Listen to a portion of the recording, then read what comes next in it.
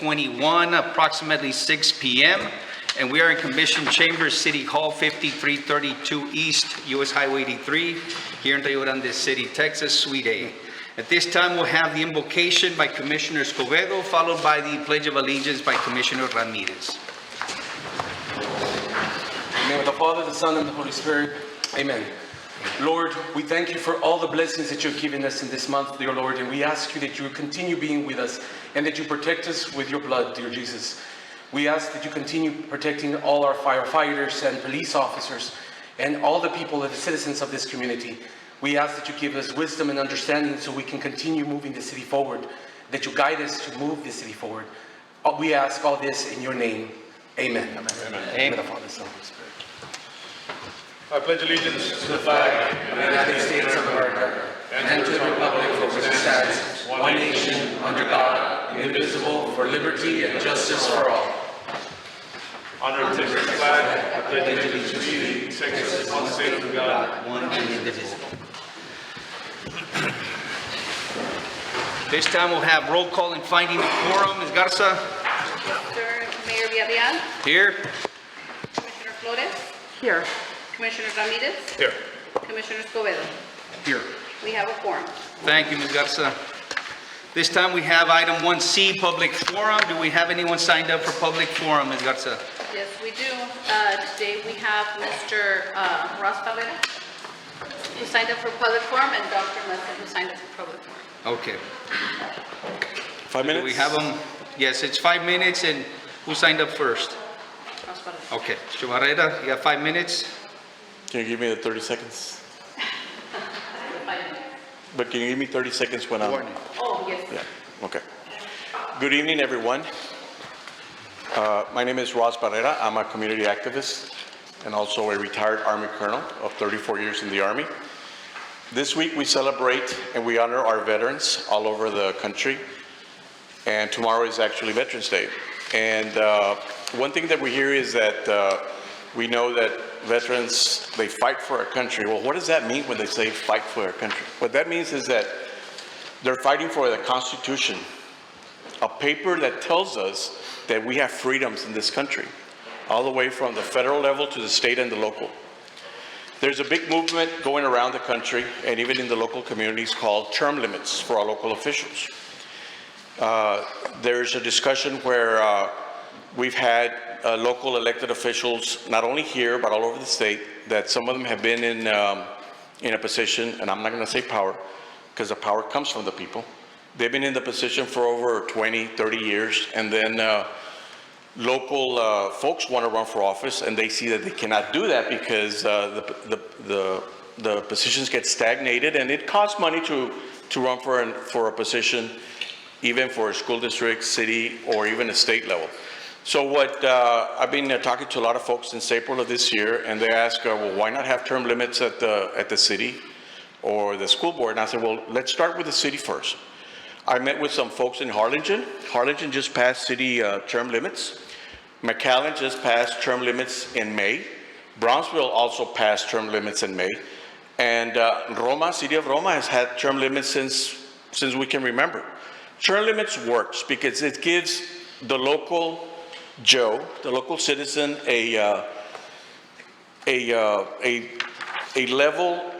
equal playing level that they can actually run for city council, and the other person that's been there for 8 years is able to say, we thank you for your service, but we need to allow new folks to come in. It's very hard for somebody who's been in a position for 10, 20 years, and somebody's trying to get in there, and that person has great ideas, comes homegrown from our town, but they cannot get in there. So what I want to do is this. You all have a packet that Ms. Melissa printed out for you, and it gives you some ideas on why we should have term limits like the other cities do. I already mentioned that it gives the opportunity for a local person, a Joe or a Mary, to run for local office, while the other person that's been there will serve 8 years, 2 terms. In 8 years, you can do a lot. But after 8 years, you start getting stagnated. No new ideas, the same people all over again. One thing they do in the Army, I never knew that, but in the Army and in the military, they move you every 4 years. And I never knew why. At my 4th year, I felt so good. I knew what I was doing. I feel like an expert. Well, guess what? What happens? You get complacent. You're so good, you're not gonna listen to no new ideas. So I think they're doing something right. So what they do is they move you every 4 years. And I think as an elected official, at 8 years, you've done a lot. And I think that a local person should be given the opportunity to run. Now, term limits, I say 8 years, it could be maybe 12 years. And that, in order to do that, we have to change what we call our city charter, which is our little constitution that tells us how to run our city. That is the document that dictates. The city manager runs it and the city police chief enforces it. We have to follow what's on the books.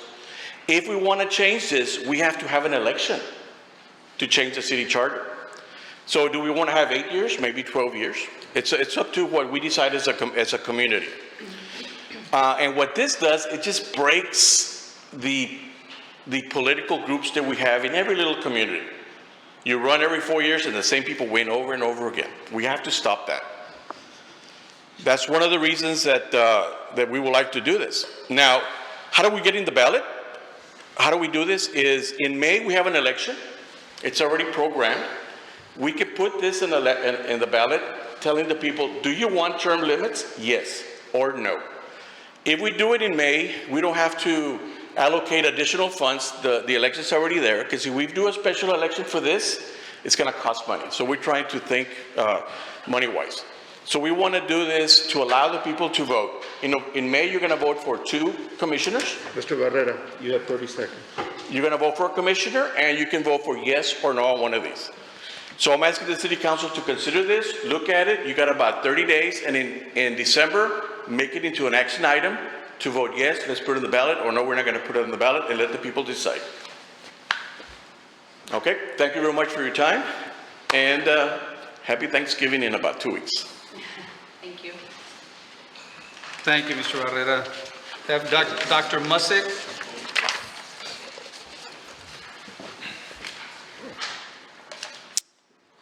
Thank you for allowing me the opportunity to come and speak before you. Did you know that over 1 billion people have been immune to COVID since the first day the COVID struck? What saved them is the only thing that will save us. It's the only herd immunity possible against COVID. What we've been doing in Roma is modeled after the same herd immunity that's stopping COVID in nations with the lowest rates of COVID in the world. Local communities such as ours have the power to stop the pandemic. How? By switching on this herd immunity that no one has ever heard, pun intended, about indoors in public buildings and homes. Only herd immunity can save us.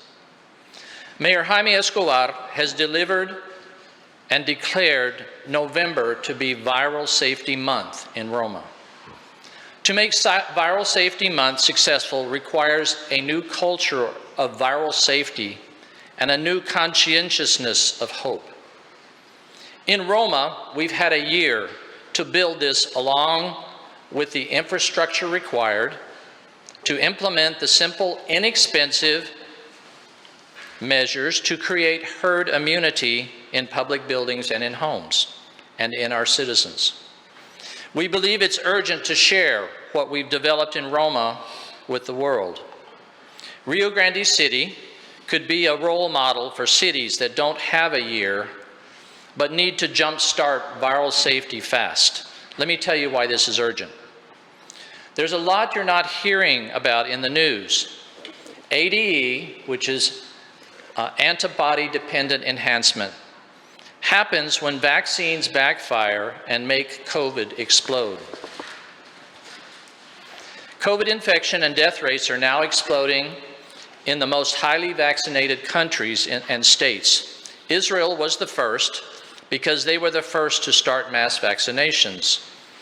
It begins about 6 months out as antibodies start to fade. ADE is now causing COVID to explode in Germany, Austria, Ukraine, Baltic states, Ireland, and other highly vaccinated nations. Texas is in the calm before the storm. It's related to late arrival of fall dry weather this year in Texas. But in places up north, COVID is exploding. You'll see it in Vermont right now, most vaccinated state in the US, just exploded to record highs. And you can see that for yourself on what's called worldmeter.info. Few doctors understand this and have heard or have even heard of ADE. We've never seen it before in the US. A perfect storm of viral danger is heading our way.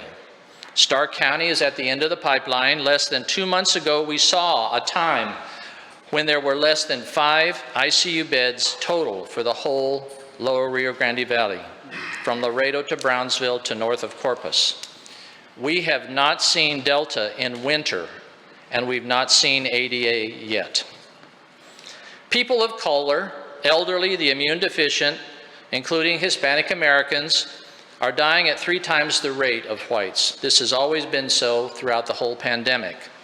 Those dying have one thing in common, and that's a hormone deficiency, which is hormone D, otherwise known as vitamin D.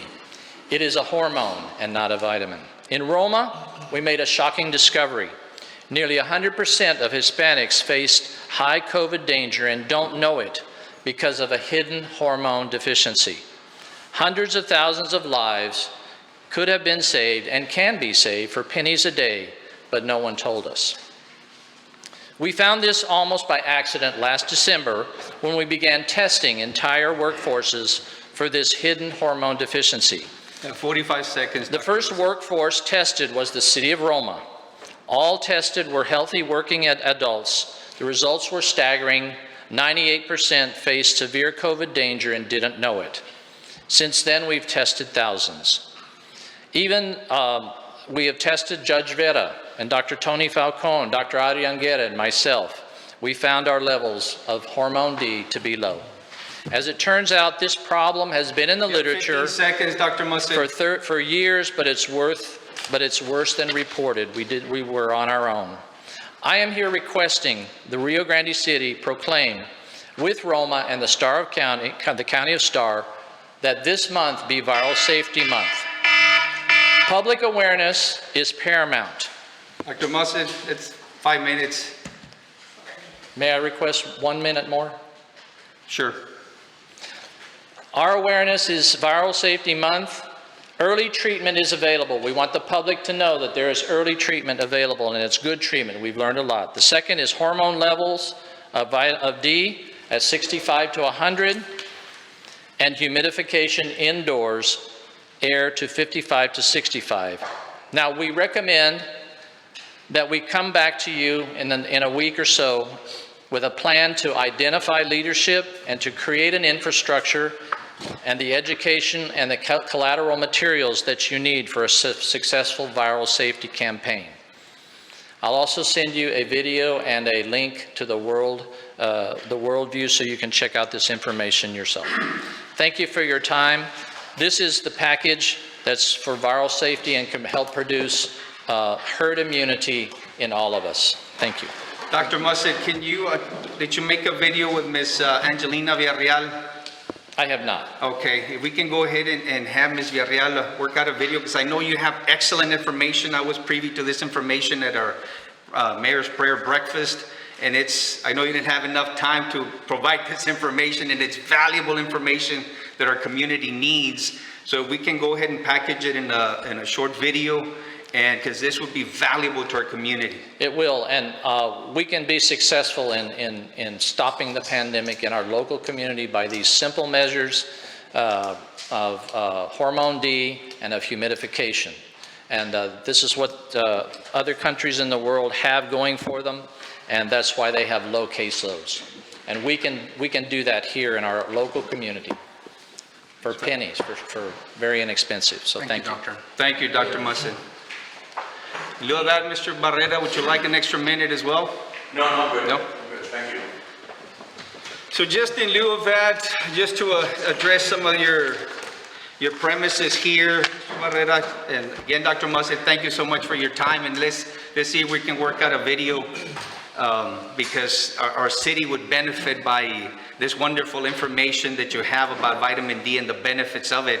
So please, let's put out this information. It's valuable to our We'd community. like to establish a committee here in Rio Grande City also that we can meet with privately and discuss the logistics of all of this that we've done in Rome for the last year. Okay. So in that, I was looking at your premise, some of your premises here, Mr. Barrera, in reference to your point earlier, just to stress this. And some of these I disagree completely on as far as some of the premises you're basing this on, including the career politicians. Well, nobody here is a career politician. First of all, we don't get paid. And second, Rio Grande City is in the greatest position in the history of Rio Grande City. Our fund balances are in the best historically. We have invested millions of dollars in infrastructure.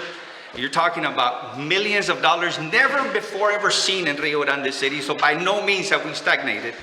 Our business community is thriving. Our safety is priority one. Our library is top 10 in the state of Texas, top 10%. Our Main Street, nationally recognized. Fiduciary responsibilities, our EDC working on multi-million-dollar developments as we speak right now. We are working on multi-million-dollar developments that are going to come to Rio Grande City. So by no stretch of the imagination could you ever say that this commission or prior has stagnated, by all means, because that is simply untrue. Now, serving on the city council has been a pleasure, and I do believe, by the way, in term limits. I do. But the term limits is based on the power of the people. The people, every election cycle, 2 years, they have a choice and they vote. And I believe that our electorate is very smart, and they know who they choose for. And they know, because every election is different, and yet our commission is here. And in fact, the stability of this commission and prior ones, prior mayors, prior commissions, that's the reason we are in the place that we are in today. So again, I believe in the power of the people. The people have a choice, and they do make that choice every 2 years. And I do believe in the power of them, and I believe that that electorate is smart enough to choose who they want to serve. And we just happen to be very fortunate that people have elected us to serve them. And in fact, I want to say this, that this commission and priors have been extremely successful. And by no stretch has there ever been stagnation, not that I have seen. And yet, we're working on I cannot say that enough, because of the people that are here. Ms. Foltz, I see her back here. I see Mr. Milan, Ms. Guillen, Mr. Barrera, and everyone else that is here. Mr. Eguia, I know over here back there. Ms. Beas, I know she's out here. And these individuals have done a tremendous job. So I'm very proud of the work that they've done. And so going back to this, again, your premises, I disagree completely with them. I think it's based on speculation.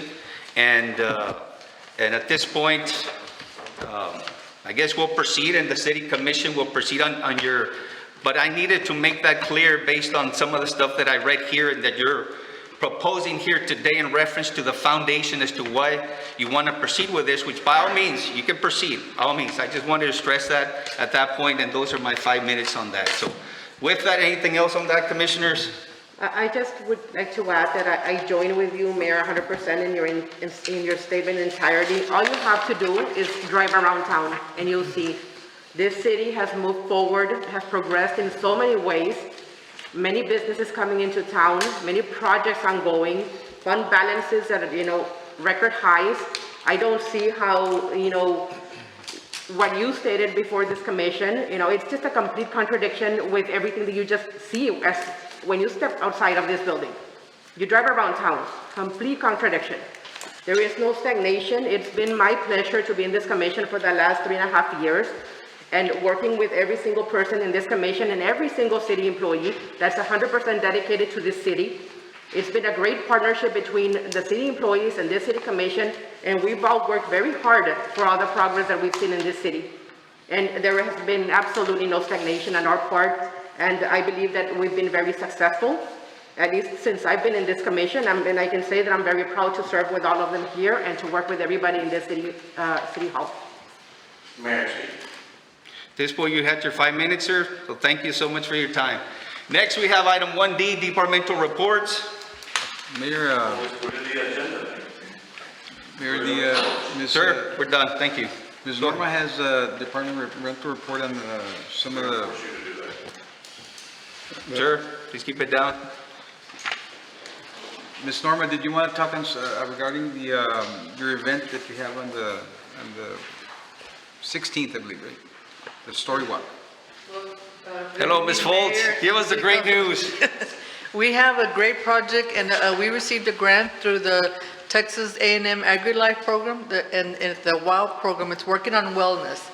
And what we're going to do is we're going to have our very first story walk. We have been working with Parks, Mr. Guia, and we're going to be having it at the Merriamville Park.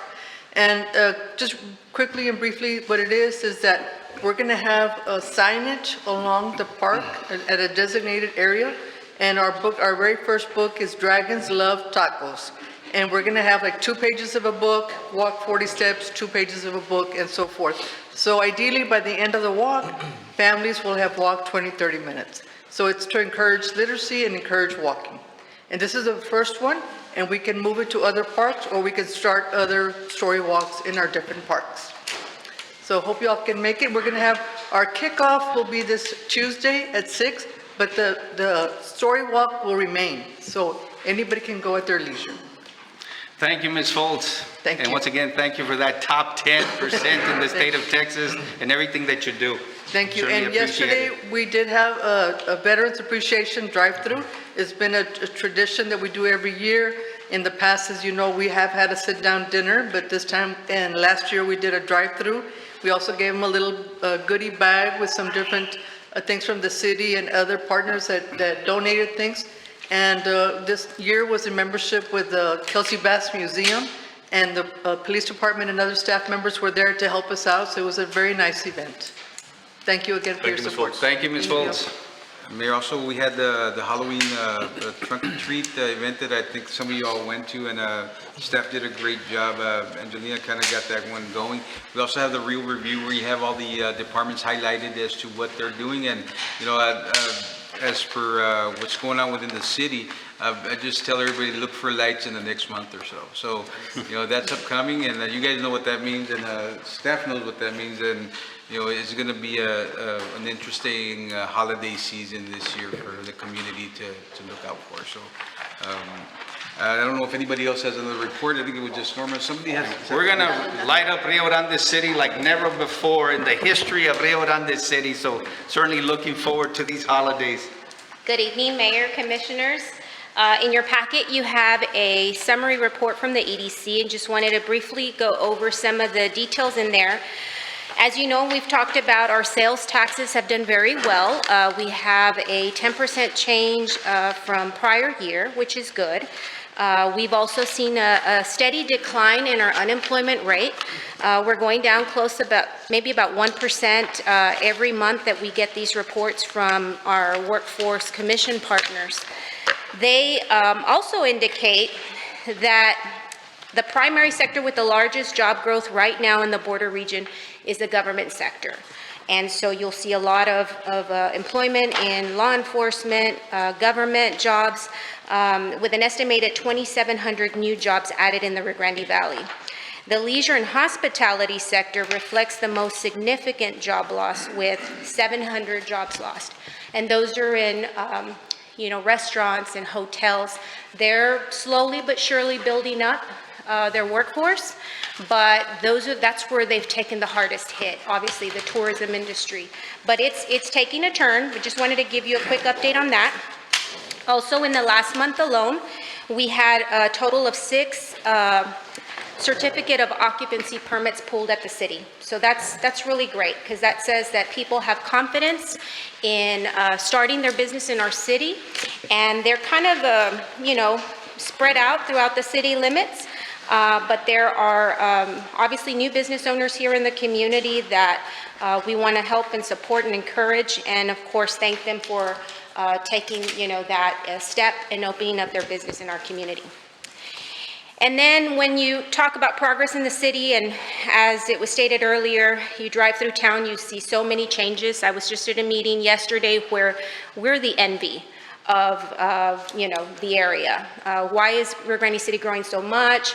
Oh, I wish we had this in our community. And I'm very proud of the work that we have accomplished together and that we continue to accomplish together. Over at the St. Ives project, you see that Panda Express has made significant progress in their construction. Their timeline is set to open right around the Thanksgiving holiday. They've already started to solicit employment, so I encourage anyone looking for work that is interested in joining the Panda Express team to call the phone number that is listed on their billboard right in front of the store. Also, Starbucks, if you've seen, they've been working at it every day. They've installed some steel structure to the building. They're moving rather rapidly, but as you know, the supply chain has slowed everybody down some, but we're starting to see that progress, at least at this coffee store that everybody's waiting to Can't visit. wait to drink a Frappuccino Hopefully there. in Cafe time, yeah. latte or one of those. Absolutely, yeah, we all do. And then, of course, the Stripe store next door, they're also moving very quickly. And so we're starting to see all of that really pick up. And of course, as it was reported earlier today, the blueprints for the new Marshall store has been received in our planning office. And this is for the store located over in the Star Plaza next to H-E-B. And so we've been talking about a clothing store and when will that first clothing store open here in town. They have their plans over in our planning office, and so we should expect to see something very soon, early next year. And we continue to work with others to generate leads, to bring in more investment. Just this morning, we had an initial discussion. They're studying the market for industrial development. There's the potential. We have the ability to expand in that area with the land space that we have, even though our city limits are not that big, but there's some interest, and so we're working with them on that. We also have been working with our partners across the border.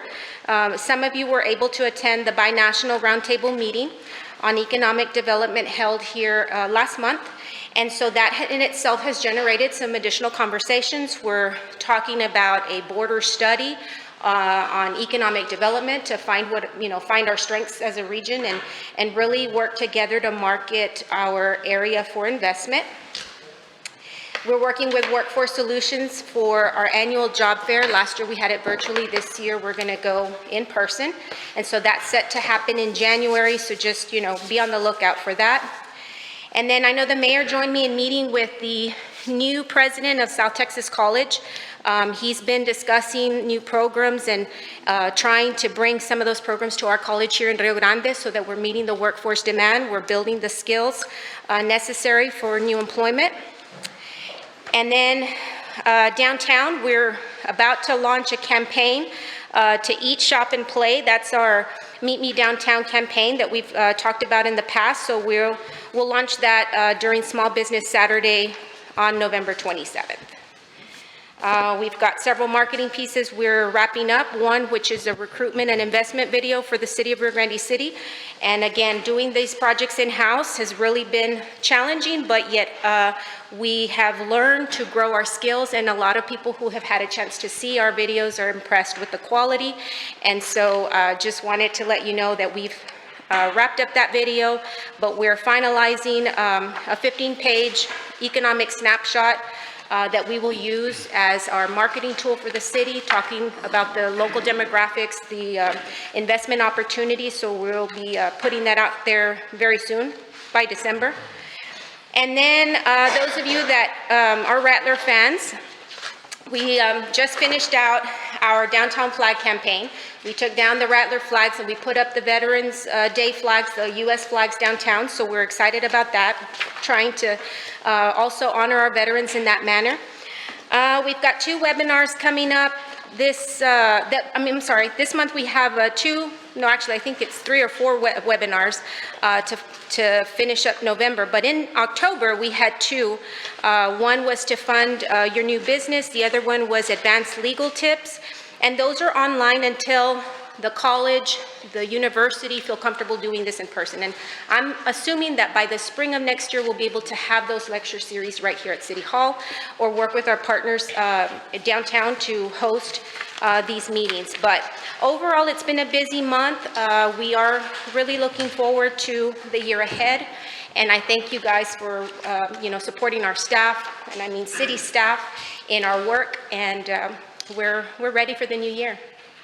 That's my report, sir. Thank you, Ms. Guillen, and thank you to all our EDC and board members and staff. Of course, our Main Street do a tremendous job, and as you are reflective, there's so much progress coming to Rio Grande City and already here, so thank you for that, and to our EDC. Cannot state that enough as far as the level of professionalism that we have here at our staff, and it shows, and it's producing great results. So thank you, Ms. Guillen, and to EDC and, like I said, Main Street and board members, EDC. Thank you. Anyone else, Chief? Yeah, I don't think so, Mayor, unless anybody else has something to report. Any other directors that would like to highlight any specific item? Good afternoon, Mayor, Commissioner. I know there's too many highlights, Mr. Milan, but, let's try to reduce them. I'll just go to the point. Just some permits on residential, and I'll add to Ms. Guillen's report also. Residential, we had on improvements, I know it's been a constant value monthly, almost 1.5 million per month. I mean, this is on only residential improvements, including new homes and remodels. And it's throughout all areas of town. In the intersection of Pope Street and 3rd Street, if you notice, that subdivision was stagnant before. Now they're building homes, I just found out there's all 10 more lots, so that's 10 additional new homes there. Now they don't rank 100,000, they rank between $200,000, $250,000 homes. So that's for residential. To add to the Marshall plans, they're going to occupy 23,183 square feet of the HEB Plaza, Wine Garden Plaza. That's for the Marshall store. And valuation of improvements on remodels is at $1.5 million also. Speaking of historic preservation, if anybody has noticed, Cafe Mexico, they're finally cleaning it. They're going to fix with the help of EDC for the trash receptacles. And also the owners, they finally got together, agreed on fixing it, and hallelujah, it's coming back. So, thank you. Little by little, sir, but yeah, awesome. Thank you. Any other director? All right, let's move on. Next item, it's 2, consent agenda, letter A, letter B, letter C.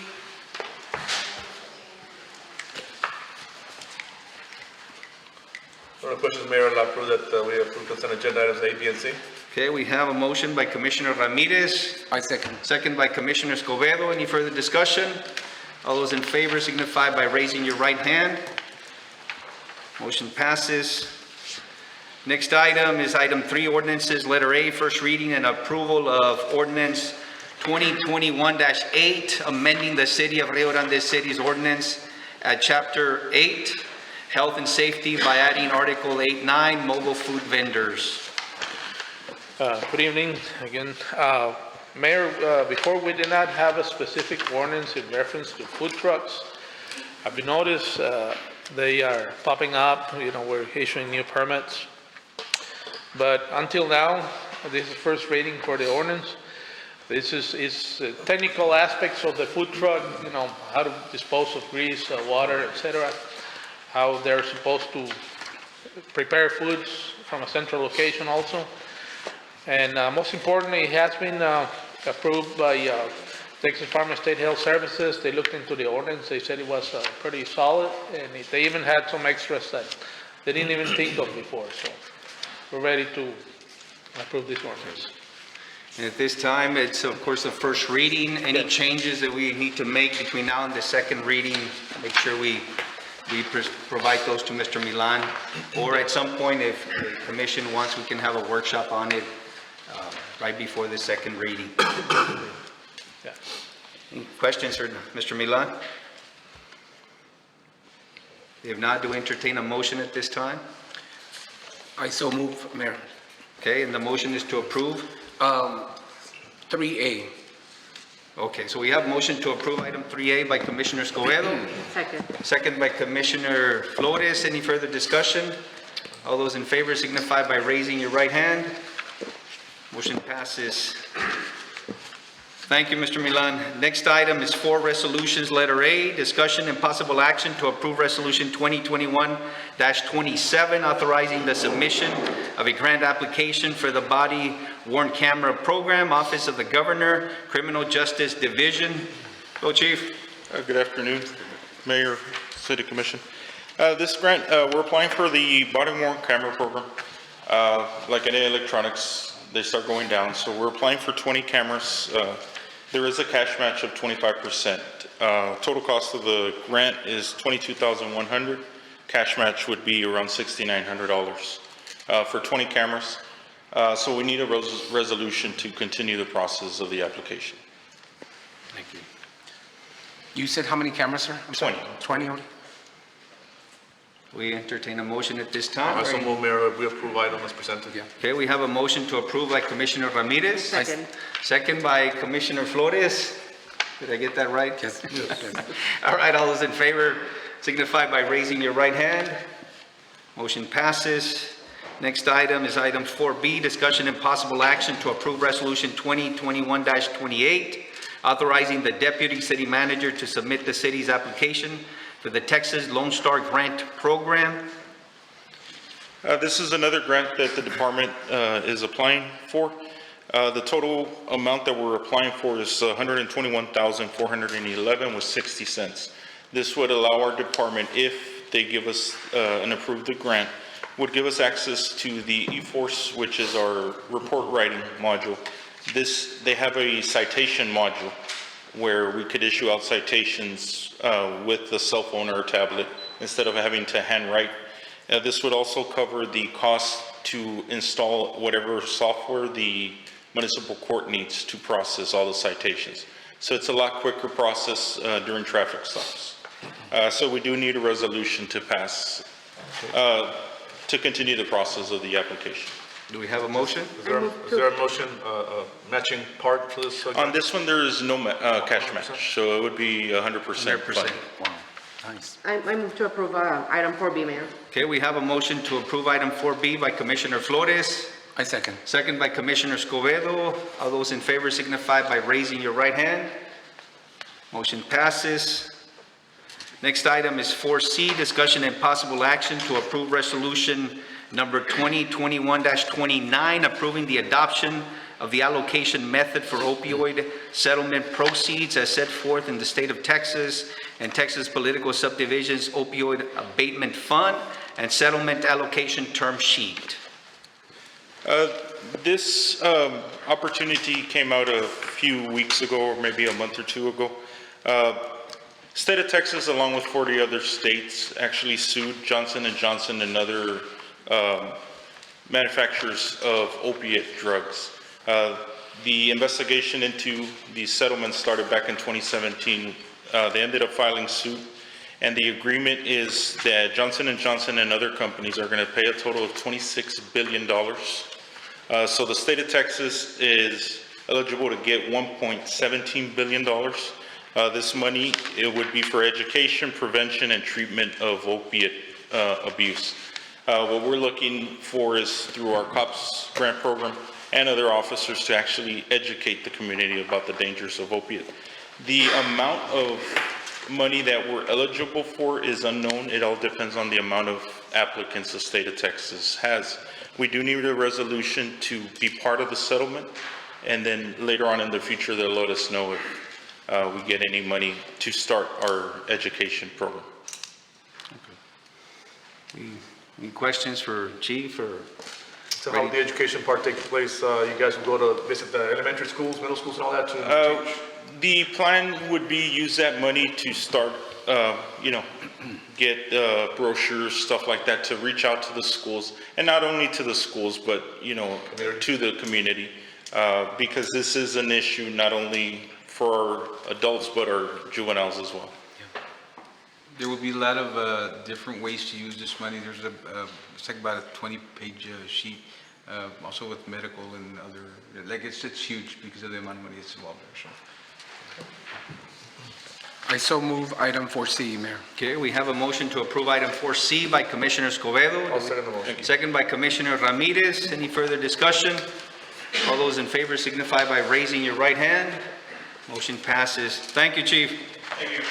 Next item is 4D, discussion and possible action to approve resolution number 2021-30, designating official city holidays for calendar year 2022. It's that time again to, to get our official vacation days for the following year. So there in the agenda, you have the days that we'll have off. Well-deserved holidays, of course. Everybody wants to have a little bit more, but this is all we can have. All right, do we entertain a motion at this time? I move to approve item Okay. 4D. Have a motion to approve item 4D by Commissioner Flores. I second the motion. Second by Commissioner Ramirez. Any further discussion? All those in favor signify by raising your right hand. Motion passes. Thank you. Well-deserved holidays, yes, Yes, which we're right around the corner by several yes. holidays, and now that we're finally getting through this global pandemic, thank you to our medical community, Dr. Musset, and all the other medical doctors and nurses and paramedics and everyone in the medical community that has done a tremendous job in getting us to the position where we're at today. However, we cannot let our guard down either, and I know, thank you for making that point, Dr. Musset. Next item is 4E, discussion and possible action authorizing resolution 2021-31, approving an appointment to serve the unexpired term created by Commissioner Mayor Pro Tem Hernan R. Garza III, resignation and vacancy as allowed under Texas Constitution Article 11, Section 11C, and Rio Grande City Charter, Section 2.06A. Entertain a motion at this time. I move to approve item 4E. Okay, so who's the, You need to state the name of that. Yes, I move to approve the resolution and appoint Mr. Roger Olivares to serve the unexpired term created by Commissioner Mayor Pro Tem Hernan R. Garza III and accept Mr. Garza's resignation and vacancy. okay, we have a motion by Commissioner I'll Flores, second the motion, Mayor. second by Commissioner Ramirez. Any further discussion? All those in favor signify by raising your right hand. Motion passes. And with that, I just want to say to Commissioner Garza, he was with us for 20 years, and he was as part of the stability of Rio Grande City and all the previous commissions that have led us to this point today, where now we can bear the fruit of everything that's done prior, including the mayors, commissioners, and where we're at today. And of course, Commissioner Garza was a part of that for 20 years. So we wish him the best of luck in his endeavors in the future. And it's been great to have served with him and being in the place that we're at today with individuals who have made that difference. And again, with the commission here included and everything that the commission here has done as well. So if he's listening out there, Commissioner Garza, we'll extend our gratitude and for your service, dedication, and commitment to Nuestro lindo Rio Grande City, a great place to live, to work, and to forge that American dream. So with that, anything else you would like to add, Commissioners? Well, just to echo your comments, Mayor, I know I spoke to Commissioner Garza earlier, and he could not be here today, but again, he was a big part of the growth here in the community, and it's obvious by the, the jobs and the businesses that have come to our community in the last couple of years, and all the infrastructure that maybe people don't see, because underground or paving, whatever the case may be. But again, just to echo what you said earlier, I mean, we appreciate his leadership. I consider him a great friend, but again, just his mentorship as we came in also years ago as new to the commission. We learned a lot from him, and he was a great mentor, but a great friend. So again, wishing the best of luck and his future endeavors. I know he's running for other office, but just wishing the best. Thank you, Commissioner. And I would also like to thank Mr. Garza for his years of service, and it was a pleasure of mine to be able to serve in this commission with him. And I thank him for all of the work that he did with this commission to move Rio Grande City forward. You know, I'd like to say a couple of words as well. You know, it was a pleasure working with him. It was only a year, but I would always look at him just to make sure that, you know, in the learning process in the first couple of meetings, and I am very grateful with him and the rest of the commission. It's always about growth. It's always about, of course, working hard as a commission. It's not easy to be here, but yet he served for 20 years. I mean, it is honorable, and he did it with love, and that's what's important, because we love our community. Thank you, Commissioners. Again, we wish you luck. Commissioner Garza will extend that later on at a future date. But with that, let's move on to item 5, letter A, discussion and possible action on the development proposal by Sames Engineering and Surveying, Inc. for a 3.46 acre tract. 9. I guess I need new glasses. Whoa, all right. Mayor and Commissioners, good evening. The 9.461 acres. 9 point, yes, let's make that clear. 9.641 acres will be subdivided, and for that process, we requested from Sames Engineering a proposal to go through the subdivision process. It is a commercial subdivision. It is north of St. Ives, and this is the tract of land. One of the tracts will be for the public safety building. Mr. Maldonado is here, so he can go over the scope of services, and I believe he has an updated proposal amount. Mayor, City Commissioners, my name is Sam Maldonado. I'm with Sam Engineering and Surveying. It's a pleasure to be here and, you know, in a position to be able to provide services to the city of Rio Grande.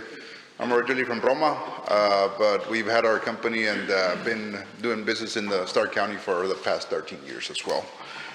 It's a 2-lot subdivision. Basically, it's a commercial tract. And we met with the city and discussed the services required. I understand there's some you know, proposed improvements that are going to happen there, but our services include platting the subdivision, you know, meeting all the county requirements, and then of course making sure that we are meeting all the city requirements related to water and sewer. It's a very simple 2-lot subdivision, but you know, it is a 10-acre, for all intents and purposes, tract that is going to be commercial. I do know that we submitted a proposal a few days ago. We submitted a revised proposal, and you know, the fee is included in the proposal. I don't know if everybody has a copy in your package. I don't see a copy here, Ms. Diaz. Was that included? What's that? Oh. Is that the one dated November or October? October 29. Okay, yeah, so there was one submitted, I believe, earlier today. Okay, yeah. But that is the same scope of work. We negotiated a little bit with the city and reduced some of the items. So let me get my. The proposal went down from 25, I'm sorry, go ahead, to 22,795. Yeah, so we met with the city and basically, you know, wanted to make sure that what was required is what we were providing. So the proposal is not the 25 that you have, but 22 and change. The one item that we want to make sure that whether you need it or not is that Lomar. And so that's the only question at this point, but it's a pretty straightforward subdivision. Any questions for Mr. Maldonado, right? Maldonado, sir. Yes, sir. Maldonado, yes. From Roma. From Roma. Originally. Yes, sir. Originally. Ms. Beas, anything else you would like to add with this? No, sir, Mr. Maldonado has done some work for the city in the past and has provided some good expertise on the matters of drainage and platting. He has reviewed some plats for the planning department. And we are on a fast track. He understands the time limits we have. You all remember the architectural agreement is effective January 1st. And what he's doing will help the architect start rolling on that project. Entertain a motion at this time. I move to approve item 5A.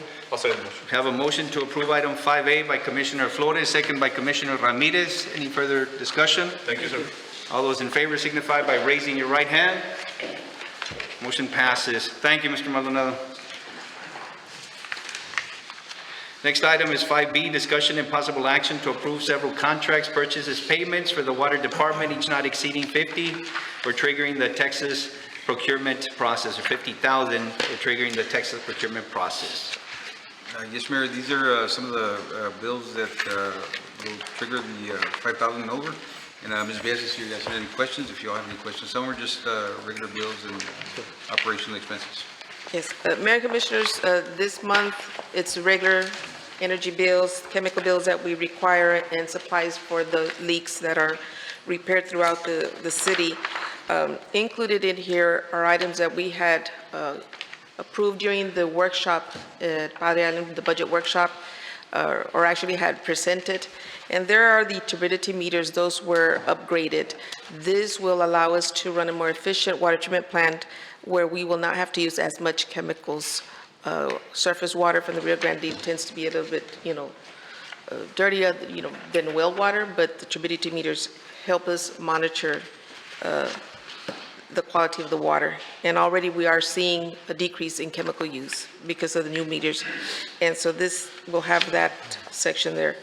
The other would be also the backup batteries. Every time there's an electrical storm or thunderstorm, sometimes the light will go out and we need to have the backup meters. Otherwise, the operators have to go to the electrical room out there and have to reset everything. So these are items that have been with the water treatment plant from day one. They have never been repaired, replaced, upgraded, or anything, so it is time.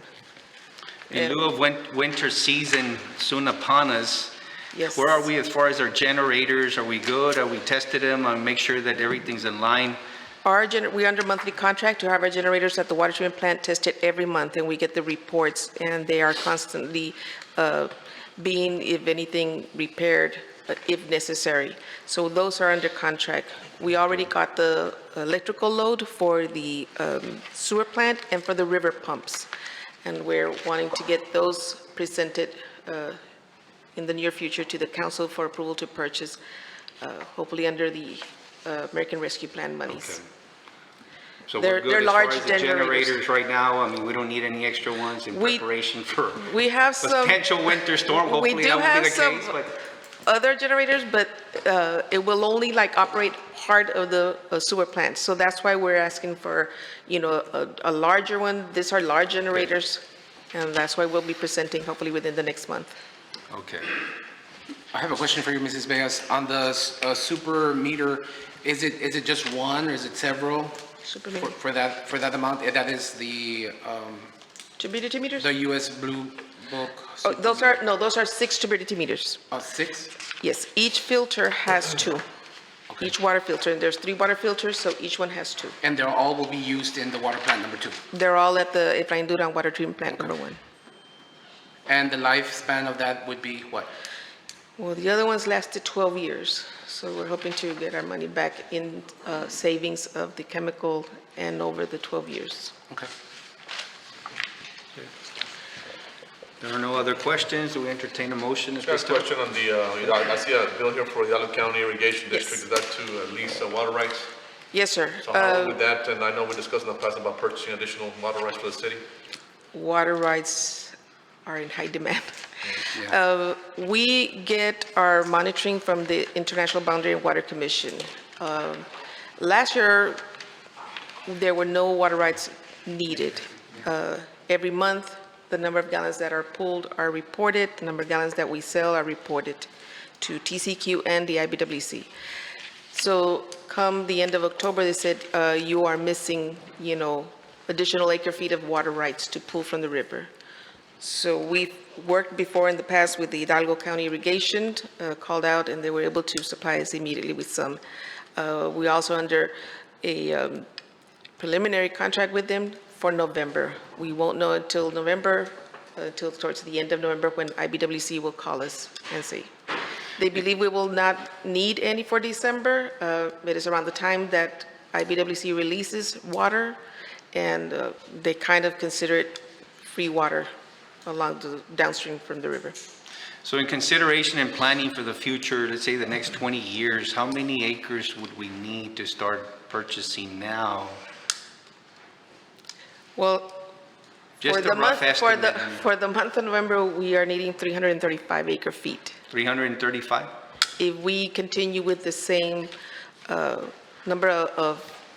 gallons pumped from the river as we did in October. And so if we go with that amount, multiplying it by 12, maybe putting in the 2-3% growth, then we're looking at additional. We will need more additional water rights. Okay.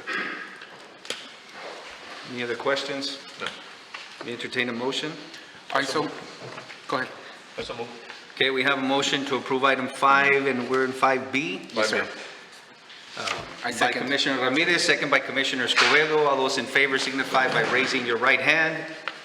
Motion passes. Next item is item 5C, discussion and possible action to approve several contracts, purchases, payments for police department, each not exceeding $50,000 or triggering the Texas procurement process.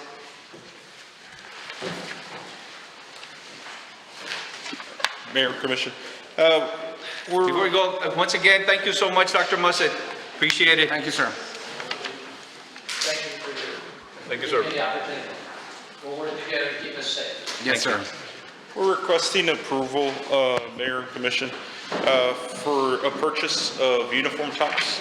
The original quote was $8,598. We are in the process of hiring a new officer, so it should be up around $9,000. We have made efforts to try to get 2 quotes. One of the companies hasn't responded. So, of course, if they do respond with a lot lower price, we'll go with that company. This would purchase 5 uniforms, shirts, and the outer vest for each officer, where we make it into every 2 years we buy them shirts instead of trying to figure out who needs new uniforms. And it was budgeted for this year in the budget. So we just need the approval since it's over $5,000. Also on a note on that, Mayor and Commissioners, is that we're going to be going back to the old color, the blue color. We're having problems getting it because of all the supply issues, and we don't match them anymore. So we're going to go back to the dark blue with these uniforms, and this will replace everything that we have. So that would cover that for the whole department. Oh, okay, the whole department. Yes. Make a motion at this time. Also move. Okay, we have a motion to approve item 5C by Commissioner Ramirez, Second. second by Commissioner Flores. All those in favor signify by raising your right hand. Motion passes. Thank you. Thank you, Chief. Next item is 5D, discussion and possible action to approve several contracts, purchases, payments, each not exceeding $50,000 or triggering the Texas procurement process. Mayor, Commissioners, we have a couple of promotional expenses that we're asking for your authorization on. One is for our participation with RGC-GISD's Christmas Festival of Lights happening in December. The other one is for the annual Rio Grande City Chili Showdown in our historic downtown. And then I have another under maintenance, where it's installation of wiring necessary for the lighting on Britton Avenue for the holidays, actually year-round, because the plan is to keep those lights up throughout the year.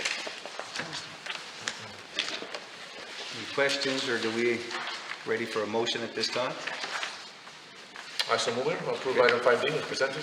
Now a second. motion to approve item 5D by Commissioner Ramirez, second by Commissioner Escobedo. Any further discussion? All those in favor signify by raising your right hand. Motion passes. Thank you, Ms. Gill. Next item is 6A. Discussion and possible action to amend the professional service agreement with Hollis, Rutledge and Associates.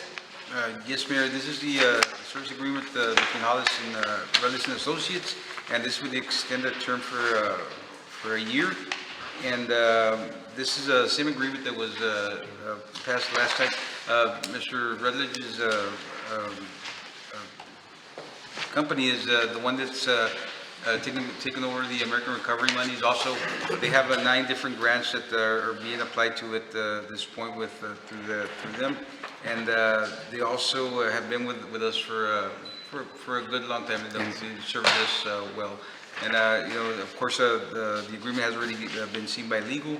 And you know, last year we got a COPS grant about $244,000 for the next couple of years through Hollis. And I know that the fire department and some of the other departments that also have some of that stuff that came in with their equipment that they worked on. So our Border Star grants, I think they've also had their hands on those, and they've done good for the city. So it does have an option for another extension of a year after the contract, and like all the other ones, it has a 30-day out if that is the case. So. Is that the only amendment to the agreement? Ma'am? Is that the only amendment? Yes. Okay. It's for 1 year. It's for 1 year. Okay. Entertain a motion at this time. I move to approve 6A. Have a motion to approve item 6A by Commissioner Flores, I second. second by Commissioner Escobedo. Any further discussion? All those in favor signify by raising your right hand. Motion passes.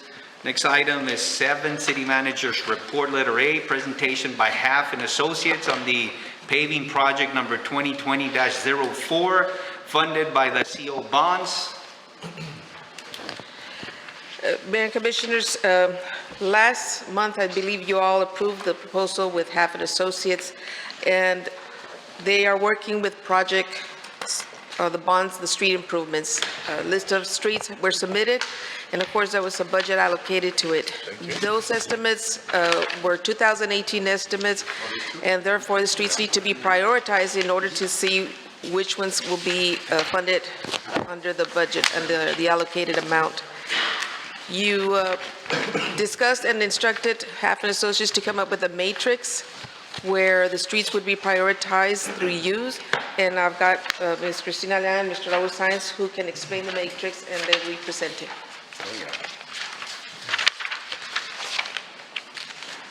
Good evening, Mayor, City Commission. My name is Raul Garcia with Half Associates here in McAllen. And today we're going to present to you on the priority matrix for the street improvements project.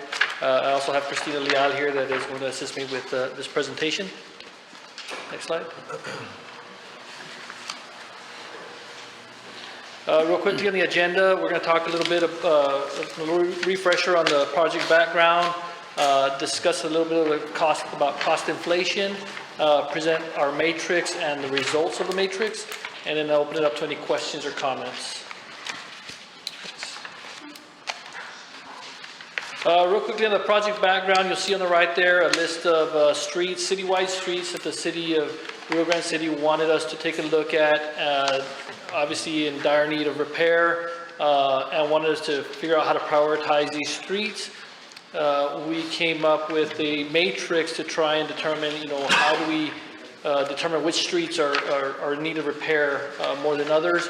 You can see that we had a $3 million budget, or the city had a $3 million budget to do this, and that included the design, the bidding, the construction administration, inspection, testing, and actual construction of the roadways.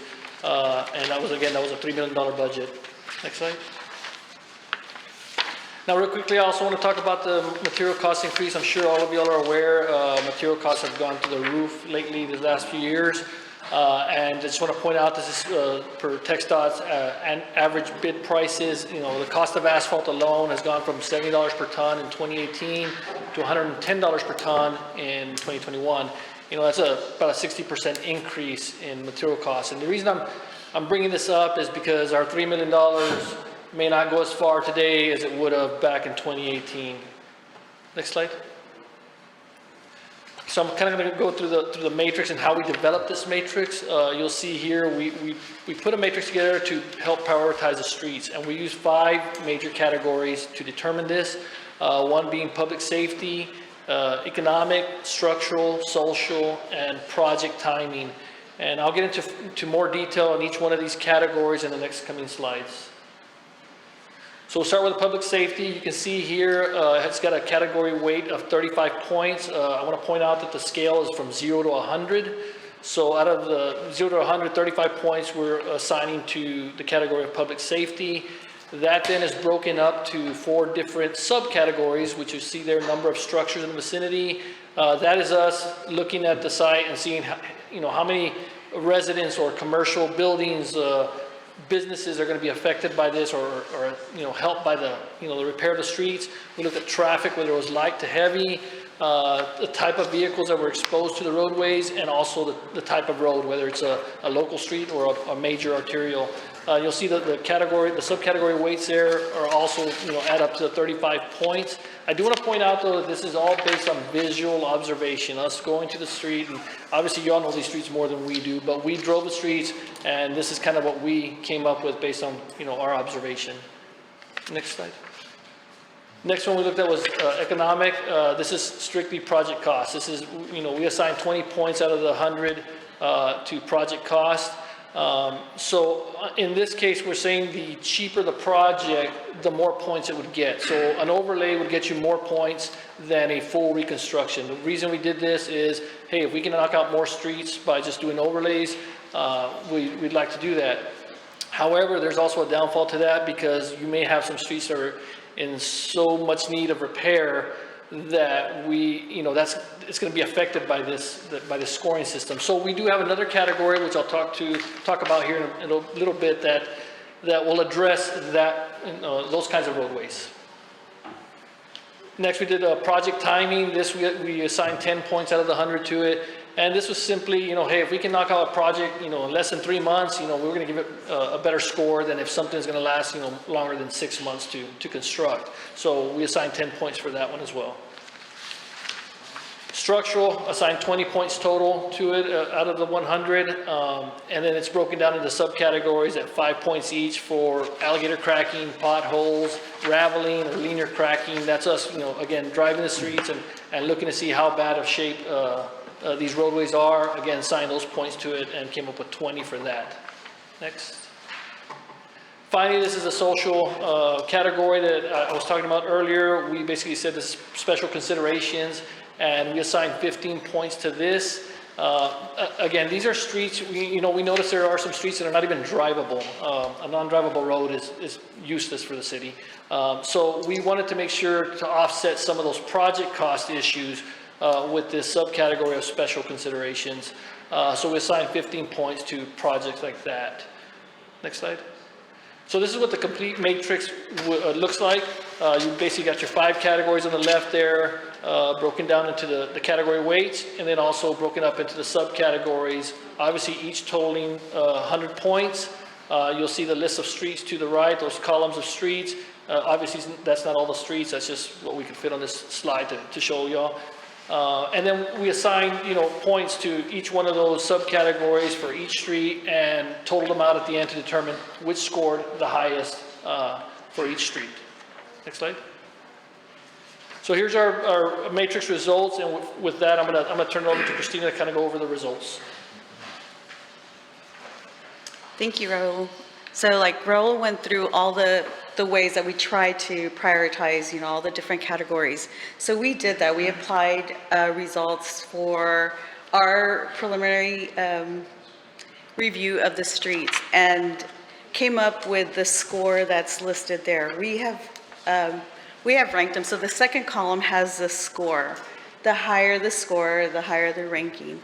So we've listed them here in order from the highest ranking to the lowest one. You see that, what is that? Garcia Street ranked the highest with 87. And what we're indicating, so this is a preliminary review, thank you. Preliminary review, based on preliminary review, we haven't done survey, we haven't done geotechnical. So our estimates and everything are very rough right now, just based on visual Are they observation. conservative estimates, though? Yes, they are. Okay. Yes, they are. It could be less, it could be more, depending on. Right, we're They're hoping conservative it's enough less. to where, okay. And so the red line that you see there, like Raul mentioned, we were told that you had 3 million set aside for this project, including all the soft costs, the engineering, the inspection, the testing, the geotechnical. So taking aside the cost, because we included all the other soft costs in our contract, that left you with, 2.6 million, or close to 2.7 million. So where I drew that red line, cumulatively with our conservative but preliminary estimates, we're saying, that we can only get to do those 9 streets. Like I said, these are conservative because we don't know what's out there until we actually drill them. So what we're proposing to do is let us do everything above the red line, and then the 4 streets under the red line and let us survey those, let us drill them and see what's there so we can tighten those numbers and design, and then we'll come back with you to say, okay, we can do this much with, the 2.69 million and then put it out to bid. If I might add, Plainview Street, we were notified that it got funded through the TDA, so you can eliminate this from this list. Okay, which one's that? The next One one. right below the red line. Number 10. Number 10? Yes, sir. Okay. TDA project. Now, this is the categorizing and kind of prioritizing by the factors that they put down, the four or five factors. Once they do the geotesting, they'll know how they're going to be repaired. There is a $50,000 allowance in their contract for geotesting, but if we geotest everything, it will be more than 50,000. So they were trying to kind of target the top. We do know that the community has expressed a priority for Garcia Street, and so in Las Brisas, so that's there on those top. We believe that, the staff believes that 5th and 6th, there are small sections. They do have, they're in a dense neighborhood. I believe that's why they got the high scores, but they are small sections that could probably be moved down below the red line. And as you look at those streets underneath. Do I make a copy of this then? I emailed them. Yes, Oh, ma'am. okay. Yeah. You guys, okay, sorry. And so you have the copy of the matrix and, we're open to any kind of suggestions, but we would like to at least see if you agree with our strategy of, doing the 4 streets, or with the exception of Plainview, I guess. Right. If gasoline goes down, then there's more money to pay.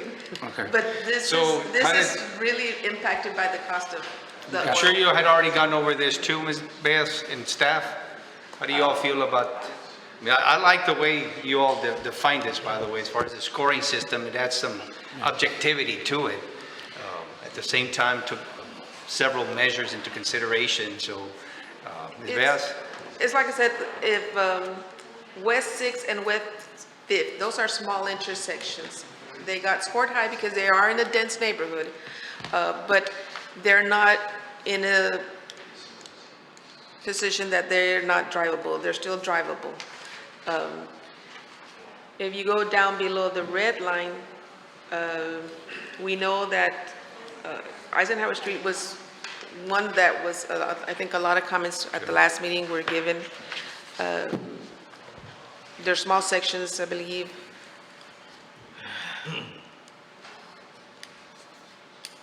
So we can do, just to, Recycling, I like this absolutely. What we can do is further, as we start to, we can have a workshop so we can determine which ones. But if we can have maybe some drone footage of the different streets, that way we can see it visually. Do we have that? Once we do the workshop, maybe have some footage and. Yeah, one of the handouts has just, an aerial view. I don't think we have, when we come back. Or if we have time, we can go visit some of these streets. In person. Mayor, when we come back with the refine, after we've done the geotag and after we've done the survey, so we have a better idea. Okay. We can do a slide presentation on just the streets that we're doing and maybe pictures for you. And once, if this gets approved, your next presentation would take how long to put together? Today is a presentation. Oh, but the next. Yeah, the next- Because they're going to present another project to us, Yeah, we would need to. or, It's really all contingent on how long it takes our geotech to go out there and bore each one of these streets. So we'd have to get with them, see what their schedule's like, and then be able to give you a better timeline. a timeline. That's really our concern, because Yeah. some of our citizens, like Garcia Street is right on our main street area. Yeah, I understand. And everybody's saying when? When are we having the street? It's gonna happen, yes.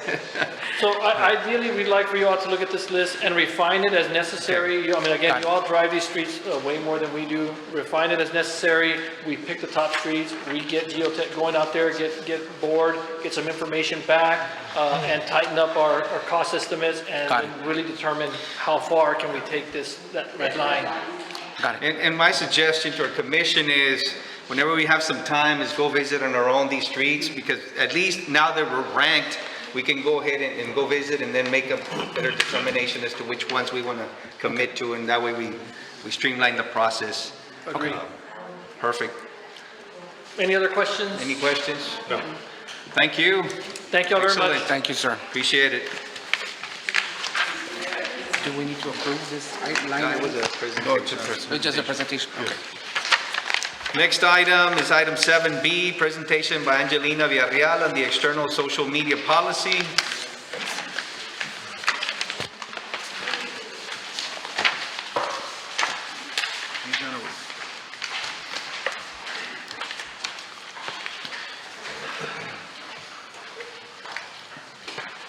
Hi, welcome, City Villarreal. Commission.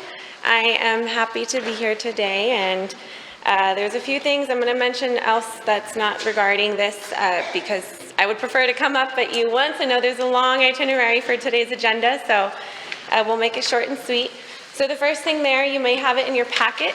It is the external social media policy. What is that? So basically, I wanted to implement this because I came across some documents and some cases where there were entities that were sued because they didn't have protection and they wanted to moderate their social media content and those who participated in that social media content.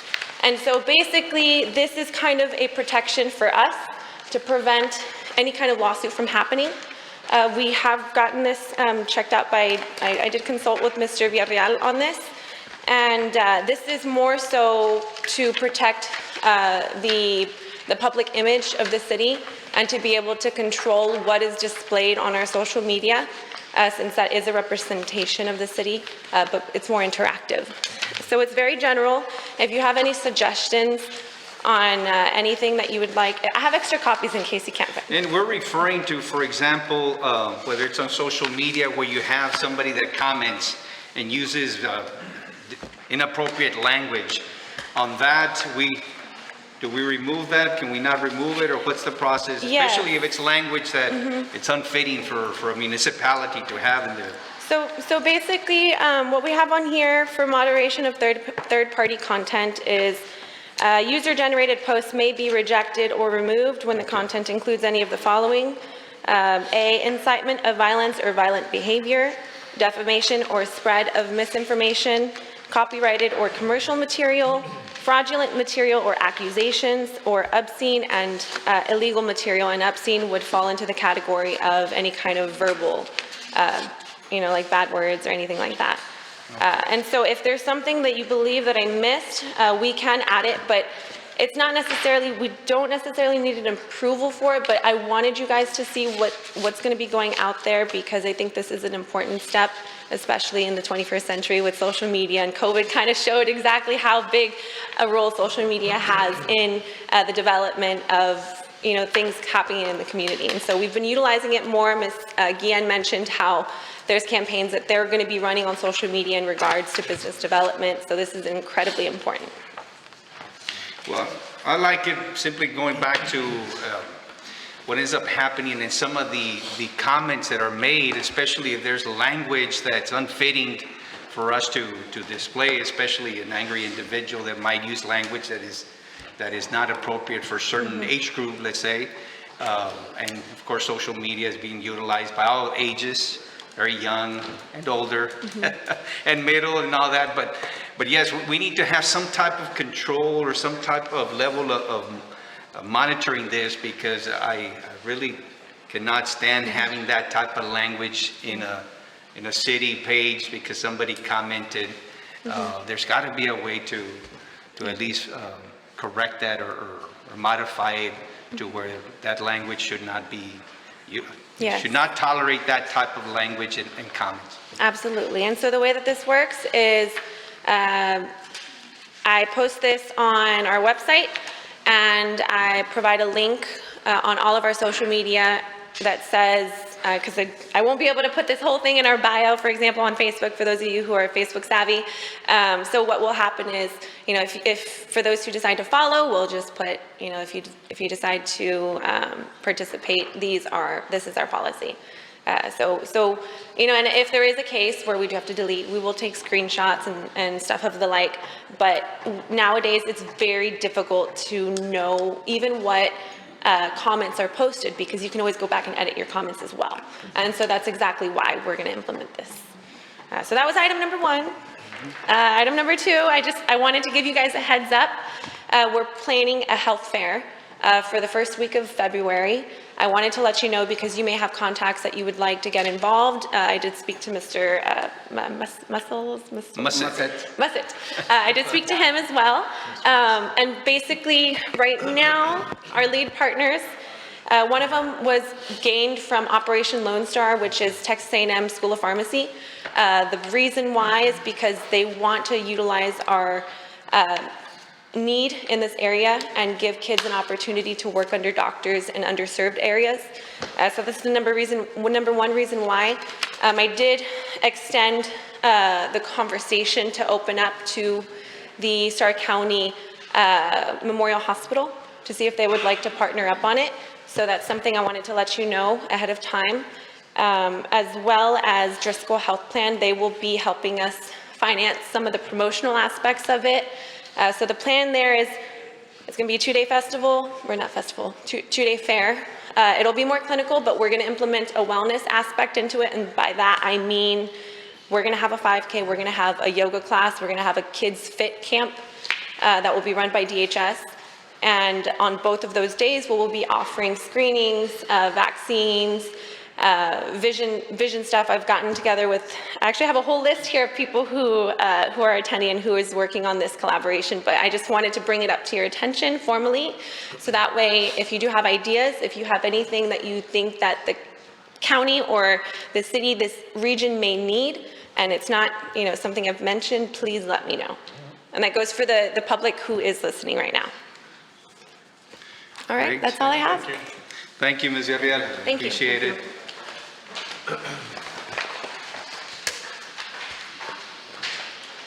Next item is item 8. Discussion and possible action to appoint members to the Main Street Board.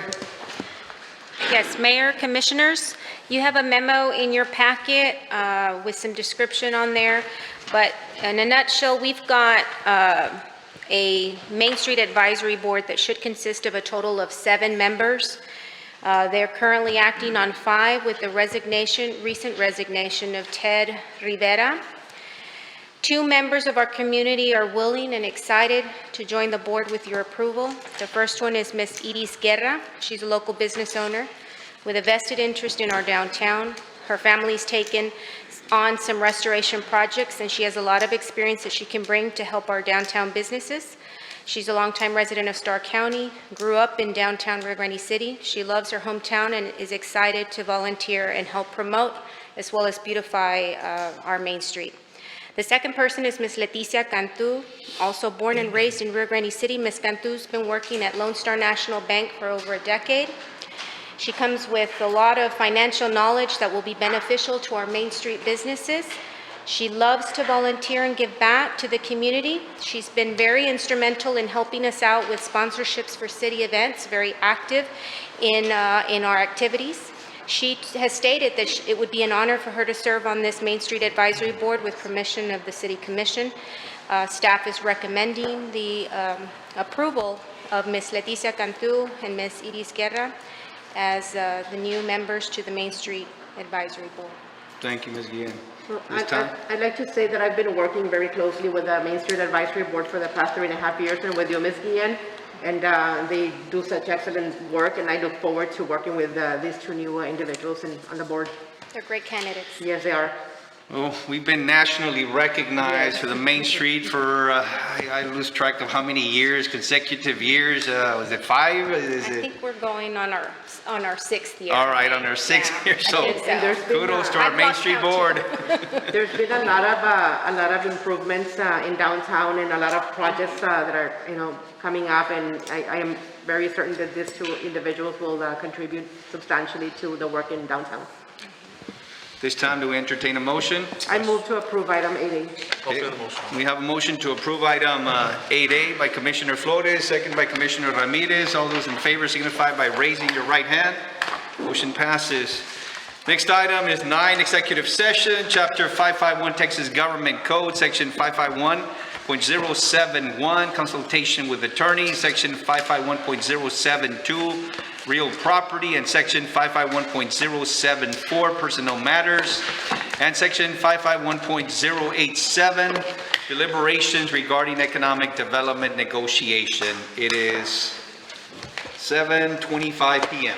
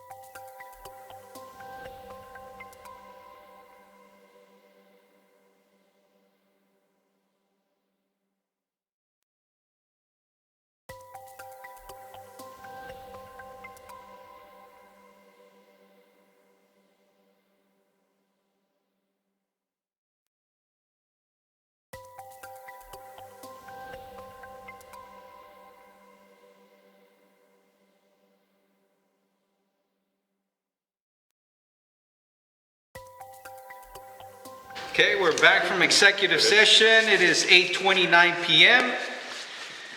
And it's item 10, reconvene into regular session in consideration of action on matters discussed during executive session, including the following, and no action on item 10A.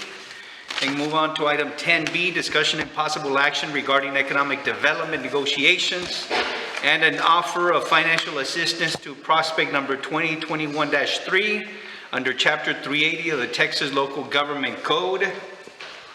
Yes, Mayor, I make a motion to authorize the Deputy City Manager to enter into a Chapter 380 economic agreement for prospect number 2021-3 as discussed in executive session. What's the motion? Have a motion by Commissioner Flores, second by Commissioner Ramirez. Any further discussion? All those in favor signify by raising your right hand. Motion passes. Next item is item 10C. Discussion and possible action regarding economic development negotiations and an offer of financial assistance to prospect number 2021-5 under Chapter 380 of the Texas Local Government Code. Yes, Mayor, I move to authorize the Deputy City Manager to enter into a Chapter 380 economic agreement for prospect number 2021-5 as discussed in executive session, and that's item 10C. Okay, we have a motion by Commissioner Flores. I second. Second by Commissioner Escobedo. Any further discussion? All those in favor signify by raising your right hand. Motion passes. And just for the record on these two, it's gonna, items 10B, 10C, and we'll make future announcements of these transformative developments that are coming to Rio Grande City very soon. So stay tuned to the public because we're transforming Rio Grande City and we're talking about major developments continuing to prosper here in Rio Grande City, and certainly it's great to be part of this. So with that, thank you so much, Commission. This time, anything else, any other announcements before we move? Okay. Have a motion at this time for adjournment? so move, We have a motion to adjourn by Commissioner Escobedo. Second by Commissioner Ramirez. All those in favor signify by raising your right hand. Motion passes. Meeting adjourned. It is 8:32 PM. Thank you, everyone.